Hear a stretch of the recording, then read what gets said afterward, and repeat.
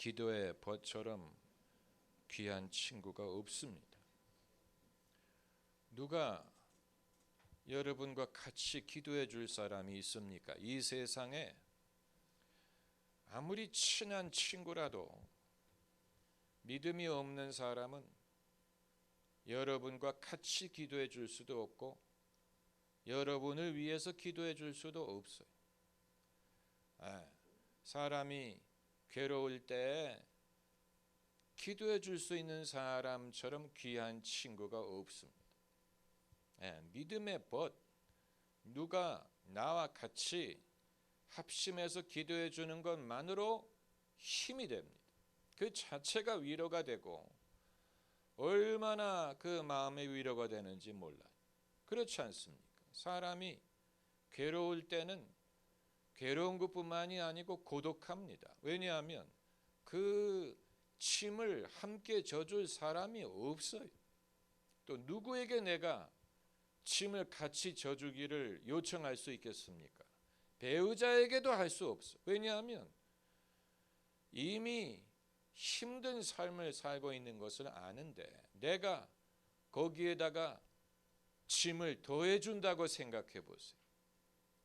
얼마나 그건 하기 힘든 일이죠. 정말 극단적인 경우가 아니라면 그렇기 때문에 이 괴로움이 있는 사람은 그 괴로움이 있는 것뿐만이 아니고 고독한데 그런 상황에서 누가 같이 기도하고 또 나를 위해 기도해 줄 수 있으면 그 자체가 벌써 하나님이 도우신다는 증거, 하나님의 도움이 벌써 가까이 온다는 증거에 그 기도의 응답을 기다리기만 하면 됩니다.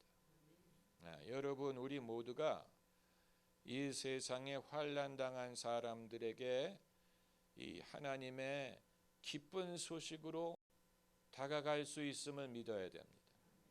우리가 찾아가는 것 자체가 기쁜 소식이 문을 두드리고 찾아오는 것으로 느낄 수 있다는 것을 믿어야 됩니다. 그걸 여러분이 오랫동안 실감을 하지 못하셨다면 팔자가 너무 오랫동안 좋았던 거예요. 너무 오랫동안 별 문제가 없이 살았기 때문에 그걸 실감을 하지 못하는 것이지 반대편의 입장에 있어 보면 알아요. 저희 집이 1975년에 캐나다로 이민 갔을 때 예수님을 아직 믿지 않았고 아버님이 건강이 좋지 않으셨고 이민 간 지 얼마 안 되는 상황에서 얼마나 심리적으로 불안하고 모든 것이 불분명한지 여러분 상상하실 수 있을 것입니다. 그래서 원래는 저희 아버님이 캐나다로 이민 가신 후에 당신이 한국에서 하셨던 일을 살려서 그 계통의 직장에 취업을 해서 일을 하려고 계획을 하셨는데 그 뜻대로 이루어지지 않았습니다. 왜냐하면 일단 경력을 인정하려고 하지 않았고 캐나다가, 그리고 당신이 이 건강이 좋지 않으셔서 낮에 집에서 쉬셔야 했어요. 밖에 나가서 일을 하실 수가 없는 상황이었어요. 그때 같은 토론토에 살고 있던 먼 친척 분들이 저희 집에 찾아오셔서 아버님의 상황을 처음 알게 되신 거예요. 우리가 그걸 누구에게 알리려고 하지 않으니까. 그런데 우리 집에 찾아오셨다가 우리의 사정을 알게 되시고 그분들이 하신 말씀이 왜 이러고 있느냐 그러면서 두 가지를 해주셨는데, 첫째는 한의사를 소개해 주셨고 또 하나는 당신의 교회로 인도를 해주신 것입니다. 그게 하나님의 이 역사의 시작이었어요. 그분들이 찾아오시는 것 자체가 하나님의 역사의 시작이었어요. 얼마나 고마웠는지 몰라요. 제가 아직 거듭나기 전이었지만 누군가가 찾아와서 염려해 줬다는 사실, 그리고 교회로 인도해 줬다는 사실, 그리고 한의사를 소개해 주셨는데 벌써 나은 것 같더라. 느낌이 그냥 의사를 소개받는 것만으로 반은 나은 것 같은 그런 심리적인 효과가 되더라. 예.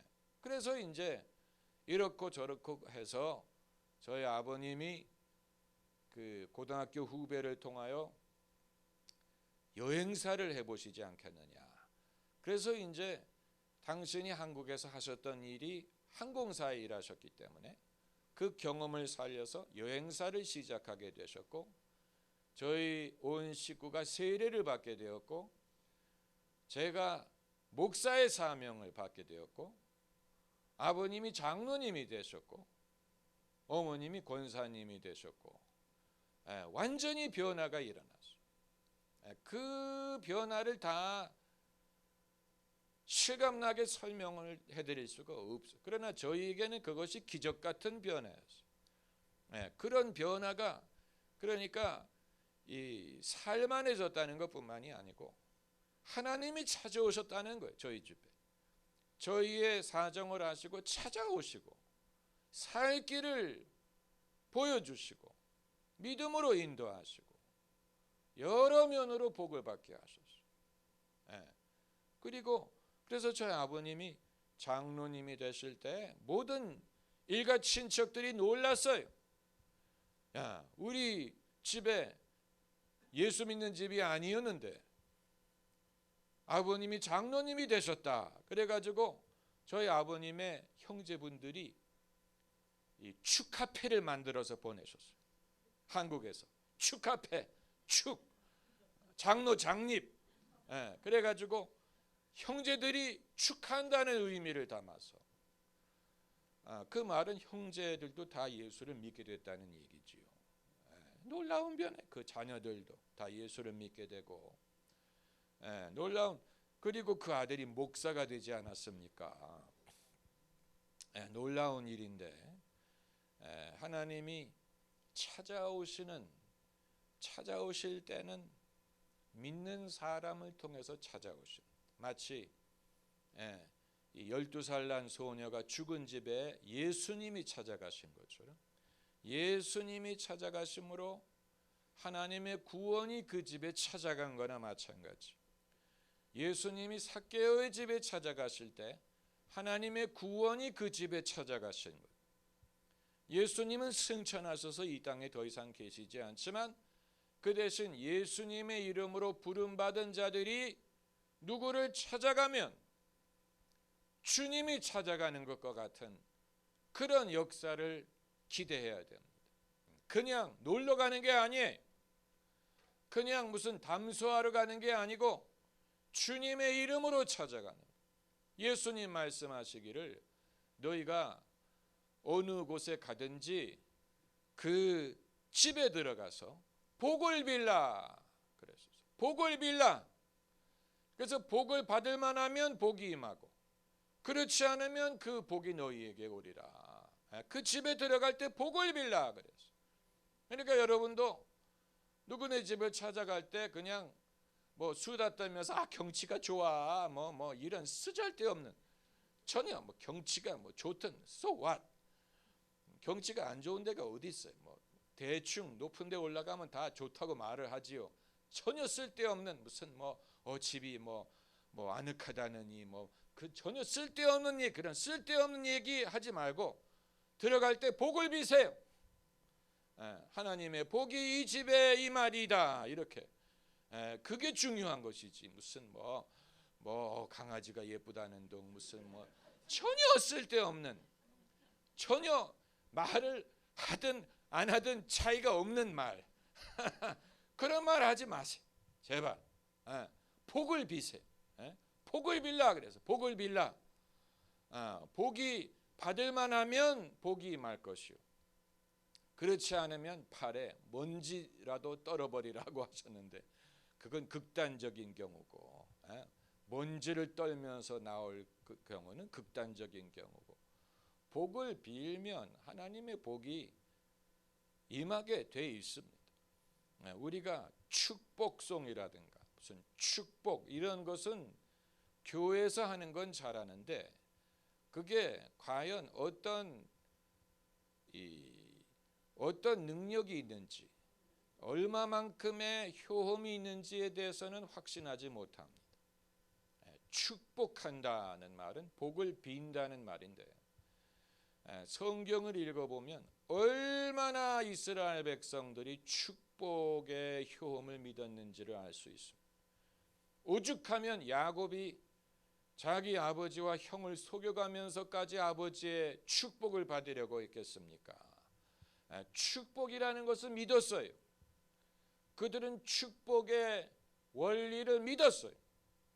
특별히 부모가 자식을 축복하는 것, 아버지가 자식을 축복하는 것, 또 이 유력한 사람이 사람들을 축복하는 것, 제사장이 성도들을 축복하는 것, 또 주의 종이 양들을 축복하는 것, 심지어 원수의 복을 빌라 원수까지도 축복할 수 있다는 축복의 원리를 우리가 안다면 서로 괜히 그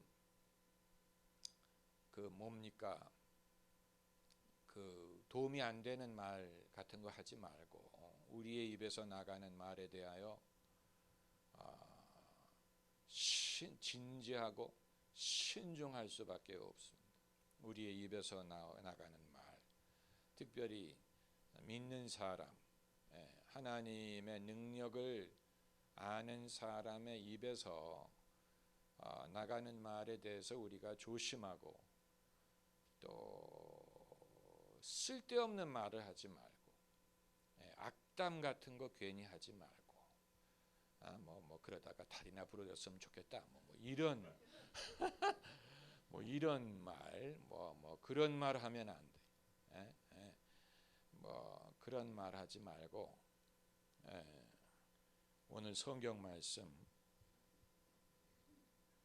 마가복음 8장 22절에서 26절 말씀도 비슷한 맥락의 말씀이에요. 마가복음 8장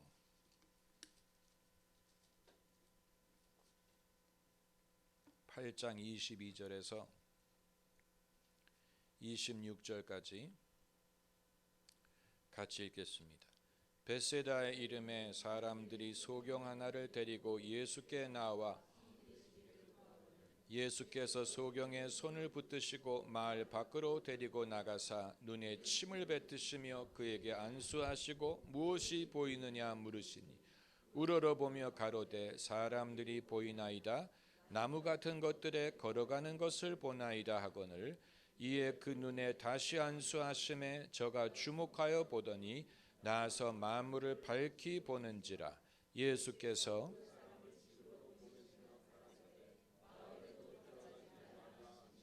아멘.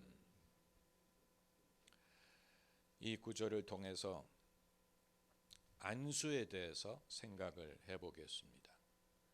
우리는 안수하면 안수 기도를 생각하지만 예수님은 안수 기도를 하신 게 아니고 안수를 하셨어요. 사람들이 예수님이 안수 기도 해주기를 바라고 소경을 데려온 게 아니고 손을 대시기를 구하고 오셨다고 했습니다. 예수님이 아이들을 축복하실 때 안수 기도를 하신 게 아니고 안수를 하셨어요.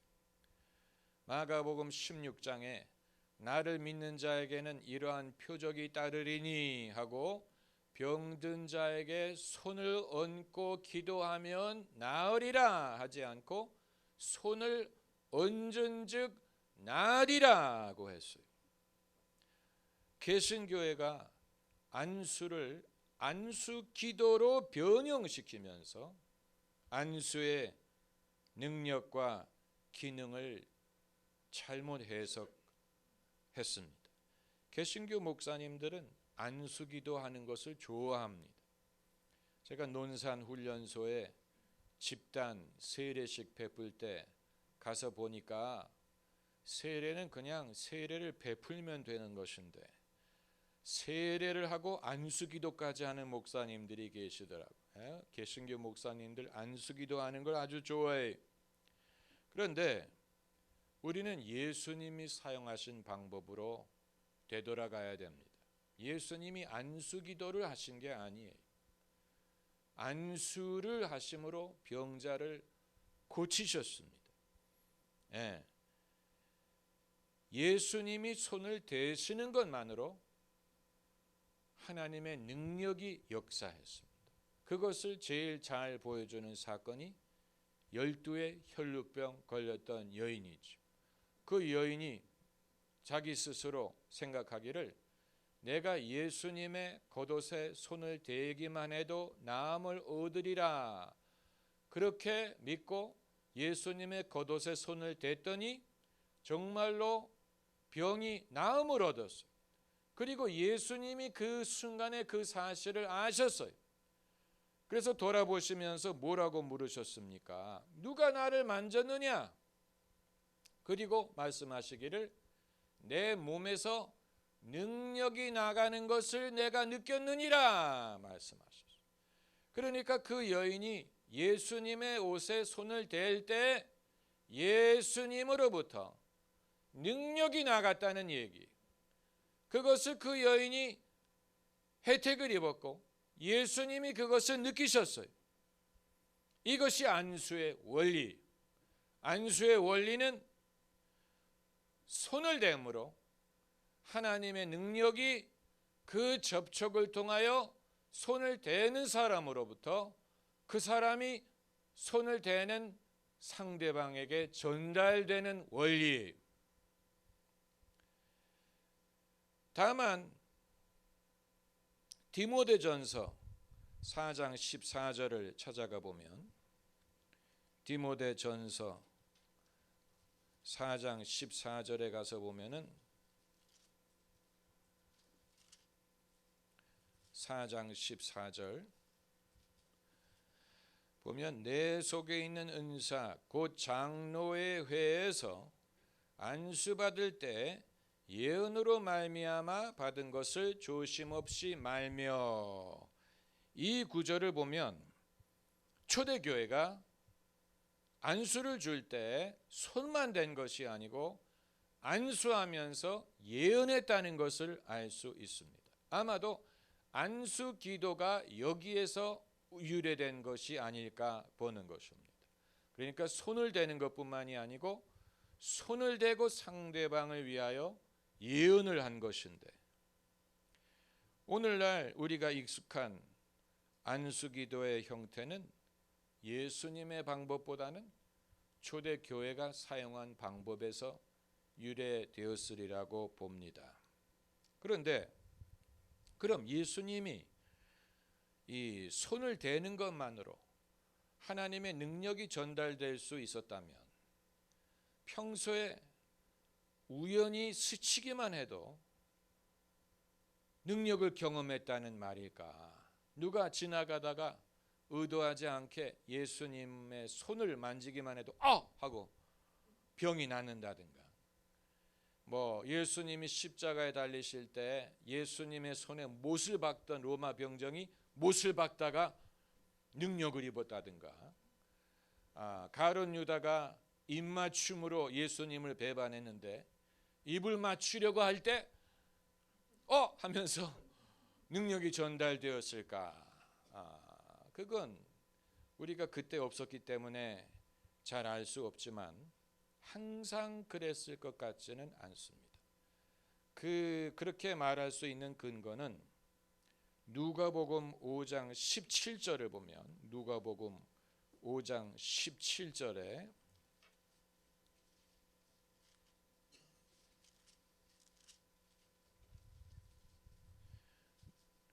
누가복음 5장 17절을 보면 하루는 가르치실 때에 갈릴리 각 촌과 유대와 예루살렘에서 나온 바리새인과 교법사들이 앉았는데 병을 고치는 주의 능력이 예수와 함께 하더라.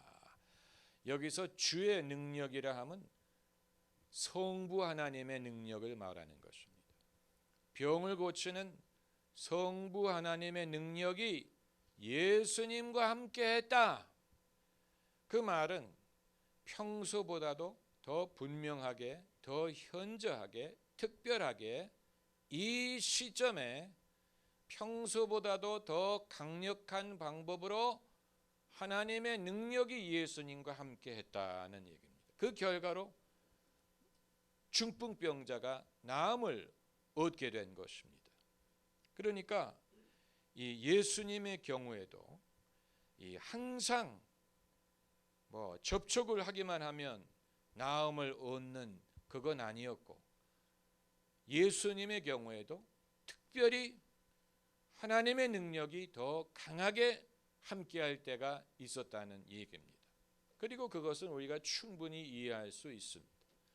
예수님이 공생애를 시작하시기 전에는 그런 은사가 나타나지 않았을 것입니다.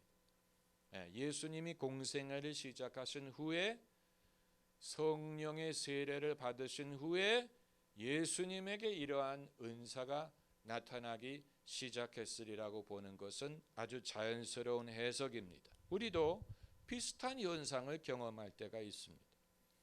우리는 우리 안에 성령이 내재하신다는 것을 믿지만 성령이 특별히 기름 부음이 강하게 역사하실 때가 있어요. 그건 경험해 보신 분은 아십니다. 성령의 기름 부음이 평소보다도 더 뜨겁게 역사할 때가 있습니다. 그것이 얼마를 가든지 간에 우리의 바람은 그것이 그냥 순간적인 것이 아니고 좀 더 일정 기간 동안에 유지되기를 바라는 것뿐입니다. 성령의 기름 부음이 내게 더 일정 기간 동안 한결같이 함께 하셔야 우리가 그 기름 부음의 혜택을 입을 수 있지 않겠습니까? 그런데 안수로 병을 고치는 것은 성령의 은사 중에 하나입니다. 그게 바로 이 고린도전서 12장에 나오는 9가지 성령의 은사 중에 병 고치는 은사. 병 고치는 은사가 바로 그것입니다. 병 고치는 은사는 하나님이 우리의 기도를 응답하셔서 누구의 기도를 고쳐주시는 그걸 말하는 게 아니고, 그거와는 별도로 우리에게 병을 고치는 능력을 주셔서 예수님처럼 누구에게 손을 댔다거나 누구와 함께 할 때 하나님의 능력이 그 사람에게 전달됨으로 병이 낫는 것입니다. 사실 안수의 은사가 있는 사람이 그렇게 많은 것 같지는 않아요. 우리나라에 대표적으로 안수의 능력이 있었던 분은 이천성 목사님 같은 분이 그랬죠. 그분은 특별히 안수의 능력이 있어서 차범근 감독이 이천성 목사님의 안수를 받고 나았습니다. 차범근 감독이 젊은 선수였을 때 무릎 부상을 당했는데 이천성 목사님에게 기도를 부탁을 했습니다. 그래서 이천성 목사님이 안수를 했는데, 머리에 안수를 했더니 뜨거운 불 같은 것이 머리에서 내려오더니 무릎에 가서 멈추더라고 했어요. 그러면서 차범근 감독이 무릎에 부상이 나았어요. 그분이 젊었을 때부터 뜨거운 믿음을 갖게 된 계기가 그런 데에 있는 것입니다. 그 이외에도 그분의 안수를 받고 나은 분의 간증을 제가 들었는데, 이 정확한 병명은 기억나지 않지만 아무튼 이천서 목사님이 안수하면서 이러시더래. 불 잘 들어간다. 불 잘 들어간다. 그런데 안수받는 분은 뜨거워가지고 막 뜨거워서 그 애를 쓰는데 낫다는 거예요. 그러니까 불이 잘 들어간다고 말할 수 있는 이유는 안수할 때 뭔가 전달되는 것을 느꼈기 때문이, 불과 같은 하나님의 능력을 불같이 경험했다는 얘기죠. 그게 이제 안수의 은사입니다. 병 고치는 은사예요.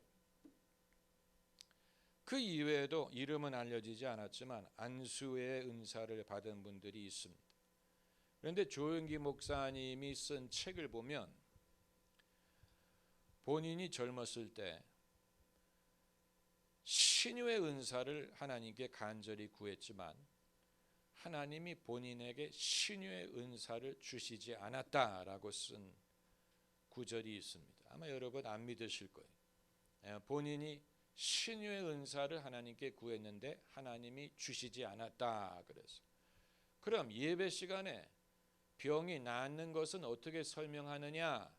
그건 회중이 모였을 때 그 가운데 성령이 운행하심으로 말미암는 것이지 조영기 목사님 개인에게 병 고치는 은사가 있어서 그렇게 되는 것은 아니에요. 그 차이를 우리가 알아야 됩니다.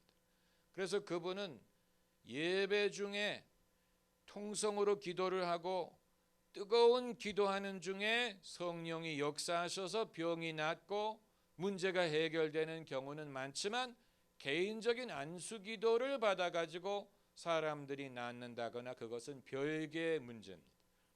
여러분 그걸 아셔야 됩니다. 성령의 여러 다양한 은사가 어떤 식으로 역사하는지를 아셔야 됩니다. 여러분 하나님은 공평하세요. 하나님이 어떠시다고요? 공평하세요. God is fair, just. 그래서 한 사람에게 모든 것을 몰아주지 않습니다. 우리가 서로를 바라보면 알 수 있습니다. 머리가 좋은 사람은 얼굴이 좀 안 생겼고 얼굴이 예쁜 사람은 머리도 좋기가 어려워요. 여기 있는 분들을 제외하고. 하나님의 공평함이 얼굴도 예쁘고 머리도 좋다. 그럼 사람들이 시험에 들어요. 왜 하나님은 저 사람에게만 좋은 걸 다 주냐. 영적으로도 마찬가지. 하나님은 당신의 은사를 어느 특정인에게 몰아주지 않습니다. 이것도 주고 저것도 주시지 않아요. 그러나 우리가 알 것은 이것도 주시고 저것도 주시면 좋겠지만 이것을 안 주셨더라도 저것만으로도 할 수 있는 일이 많다는 사실. 내가 이것도 있었으면 좋겠지만 이건 없어요. 그 대신 저것이 있어요. 하나님이 주신 것만 가지고도 얼마든지 하나님을 섬길 수 있고 좋은 일을 할 수 있습니다. 그렇기 때문에 왜 내게 이것도 주시지 않느냐라고 따지려는 사람은 미련한 사람. 그 사람은 세월을 허송하는 거예요. 그렇게 하지 말고 내 은사는 저기에 있구나. 저게 내 소명이구나. 저게 나의 달란트구나. 내 할 일이 저기에 있구나 라는 것을 빨리 깨닫고 그 일을 가지고 충성하면 돼. 모든 걸 다 가질 수도 없고 다 가질 필요도 없어요. 유일하게 모든 은사를 다 소유하신 분은 예수님 뿐이에요. 그러나 교회는 예수 그리스도의 무엇입니까? 몸이지요. 그렇기 때문에 교회 전체를 봤을 때는 모든 은사가 있어요. 그러나 각자 개인, 개교회 또 개교단을 살펴봤을 때는 서로 받은 은사가 다른 것입니다. 받은 은사가 달라요. 사람이 언제 실수하느냐. 자기에게 있는 것으로 만족하려고 하지 않고 남이 있는 것이 좋아 보이고 그것을 탐하고 그것을 얻기 위해서 자기에게 있는 것을 소홀히 여기기 시작할 때 그 사람은 시험에 들기 시작하고 자기의 본분을 떠나기 시작하고 그리고 시험에 듭니다. 그런 시험이 모든 사람에게 있습니다. 이 영적인 능력을 가진 사람은 다른 면에서 부족한 면이 있을 수 있기 때문에 살다 보면 자기에게 부족한 것을 아쉬워하고 탐내려는 유혹을 받습니다.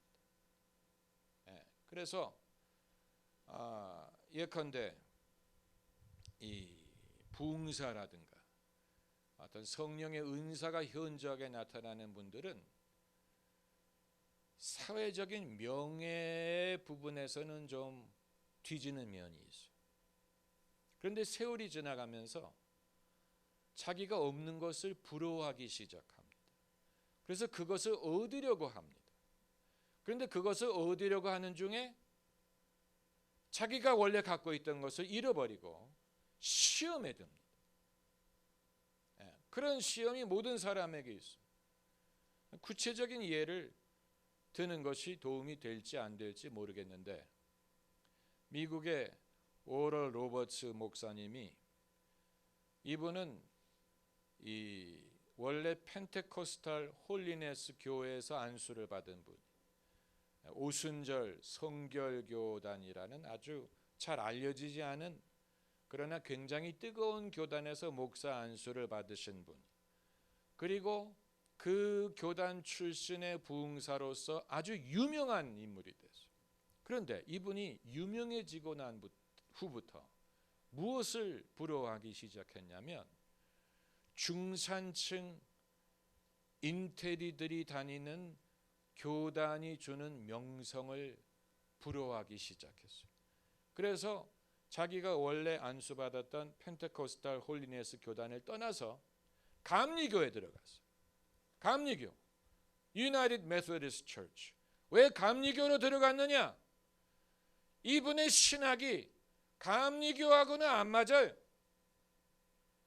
이분의 그 부흥사 기질이 감리교에 맞는 게 아니에요. 근데 왜 감리교로 들어갔느냐? 사회적으로 더 명예를 누리기 때문에. 감리교가 중산층에게 어필하고 더 리스펙터블해 보였기 때문에 이분이 평생 부러워했던 것이 바로 리스펙터빌리티, 명예였어요. 그렇기 때문에 자기가 원래 출신이었던 교단을 떠나가지고 더 명예로운 교단에 들어갔는데, 그러나 결국은 그 교단에서 축출당했죠. 그것이 별로 성공적이지 못했습니다. 순복음교회도 마찬가지. 최자실 목사님이 옛날에 쓴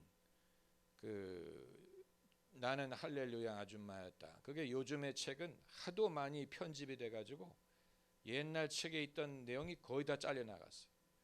옛날 책을 읽었어야 돼. 거기에 이 논란이 될 만한 건 다 편집해가지고 아주 내용이 아주 싱거운 책으로 돼버렸는데, 그 원래 책을 보면 최자실 목사님이 누구를 부러워했는지 아세요?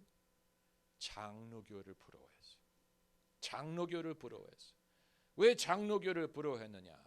장로교는 인테리들이 나오고 잘 사는 사람들이 나가는 교회이기 때문에 본인은 하나님의 성의 소속이었는데 장로교가 부러웠던 장로교. 그래서 그분이 그렇게 한 건 아니지만 순복음 교단의 변천사를 보면 처음에는 굉장히 뜨겁게 시작했는데 세월이 지나가면서 순복음 교회가 점점 장로교회를 닮아갔어요. 점점 예배 순서가 장로교처럼 변천했어요. 옛날에는 그렇지 않았어요. 옛날에는 굉장히 뜨거워, 주일 예배가 굉장히 뜨거웠다 그래요.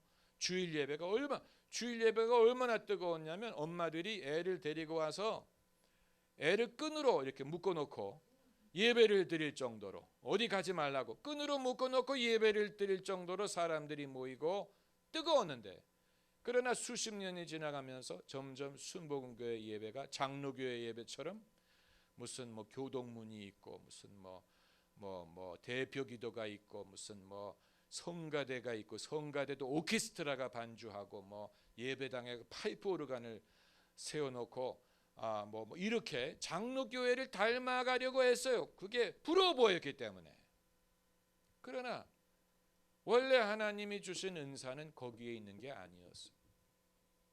우리는 사람이 남의 떡이 커 보인다고 자기가 갖고 있는 것은 당연하게 생각하고 없는 것을 부러워하고 그것을 쫓아가려고 할 때 자기가 있는 것조차 잃어버립니다. 그걸 우리가 생각할 필요가 있습니다. 여러분 중에 나는 이것도 갖고 저것도 있으면 좋겠다라고 생각하는 분은 솔직하게 마음에 정리를 하셔야 됩니다. 내가 과연 이 모든 것을 갖고 싶어 하는 게 욕심이 아닐까, 탐욕이 아닐까, 하나님이 원래부터 내게 주신 분깃이 무엇인가, 그것을 알고 그것으로 만족할 때에 여러분도 행복할 수 있고 하나님을 제대로 섬길 수 있습니다. 할렐루야. 아주 중요한 원리, 아주 중요한 원리.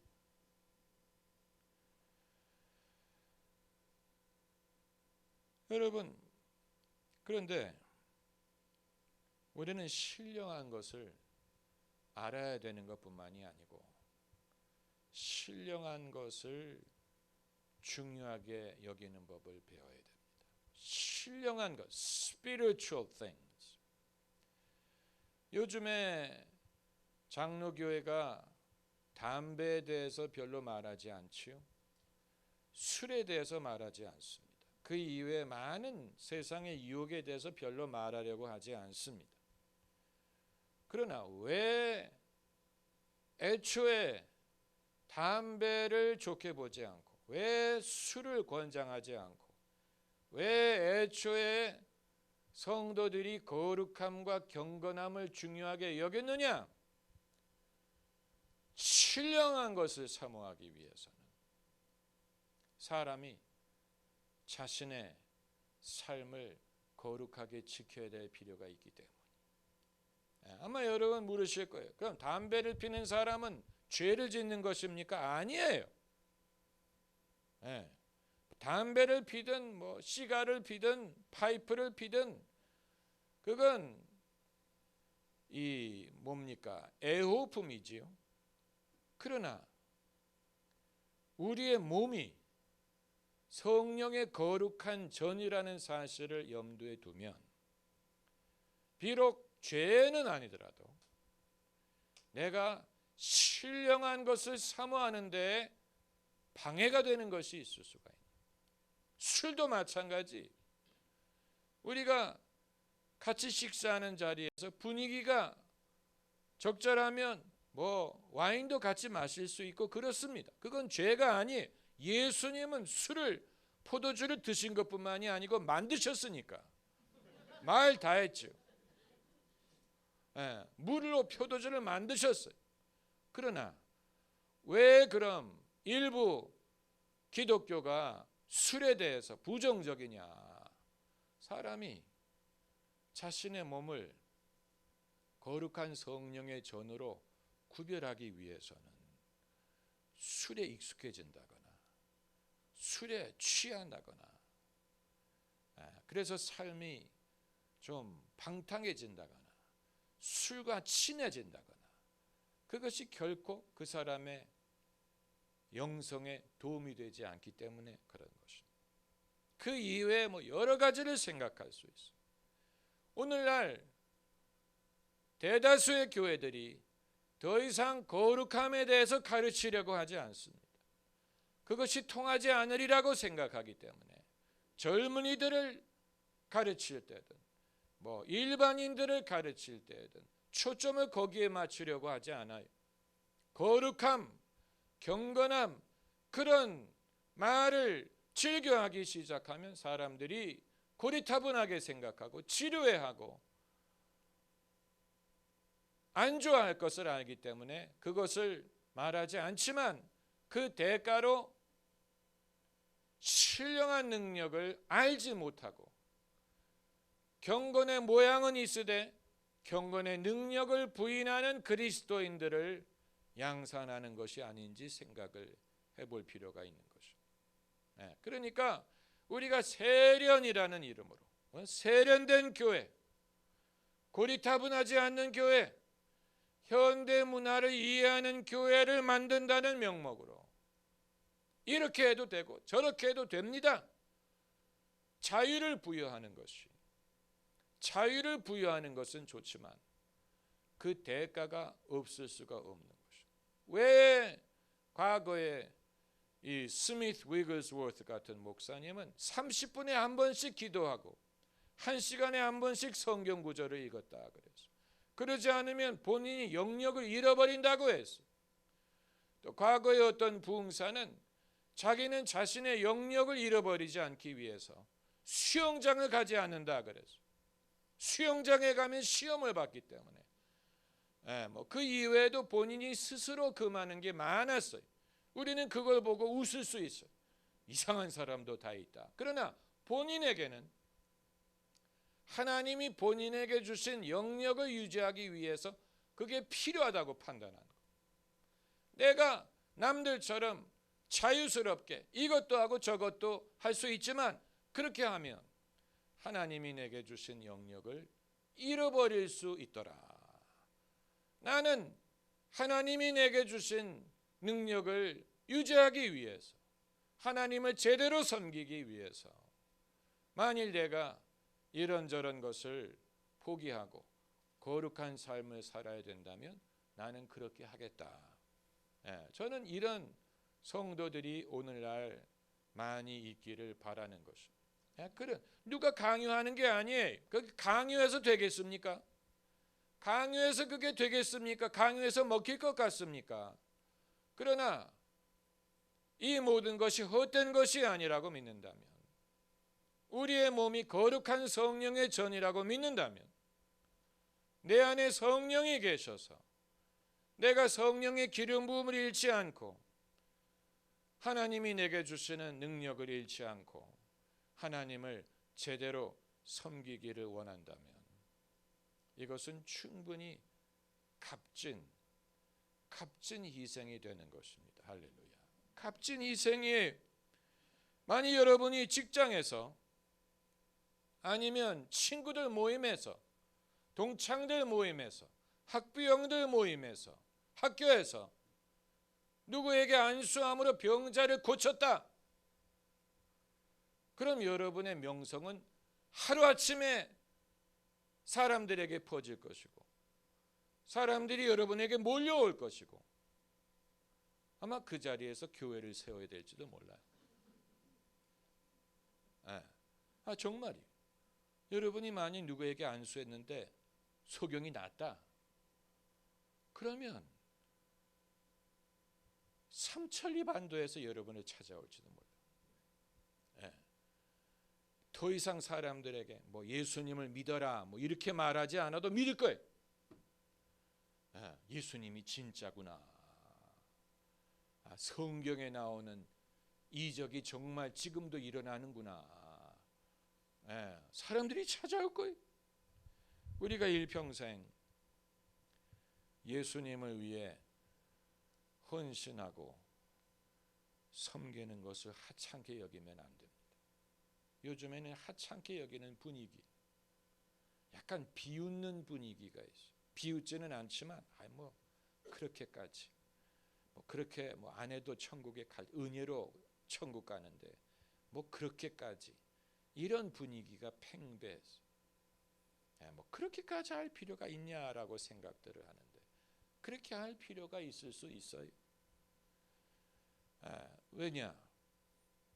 세례 요한의 부모가 세례 요한을 낳기 전에 천사가 뭐라고 말했냐면 너희 아이가 엄마 뱃속에서부터 성령의 충만함을 받게 될 테니까 그는 포도주나 독주를 마시면 안 된다 그랬어요. 세례 요한 엄마 뱃속에서부터 성령의 충만을 받게 된다 그랬어요. 그래서 태어나면 포도주나 독주를 마시지 않고 얼굴에 삭도를 대지 말라. 이유가 있으니까 그렇게 하는 것입니다. 성령의 충만함을 유지하기 위해서. 여러분 이것은 오늘날 우리가 가르치지 않는 것이지만 성경에 있는 것입니다. 성경에 있는 것이고 우리에게 여전히 유효하다고 믿어야 됩니다. 할렐루야. 기도하십시다.